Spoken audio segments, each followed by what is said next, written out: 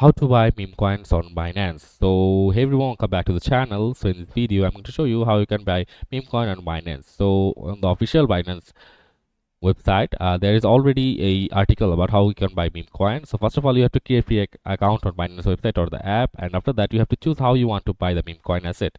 So if you want to buy the meme coin with debit or credit card, you have to navigate to buy meme coin with HSD page on Binance and select meme coin with USD from the drop down menu and choose card as a payment method and click confirm. And after that you have to click on add card, add new card, and give all the credentials of the card. And on the payment confirmation page, verify details and confirm the order within the time limit. Use refresh for a new code and click confirm to place your order. You will be redirected to your bank's OTP transaction page. Follow the instructions to verify the payment. Once verified, your coin will appear in the spot wallet. And after that, if you want to buy meme coin with Google Pay or Apple Pay, navigate to the buy meme coin with USD page on Binance and select meme coin and USD from the drop down menu and choose either Google Pay or Apple Pay as your payment method and press confirm. And after that, you have to click the buy meme coin button, and on the payment confirmation page, verify details and confirm the order within the time limit.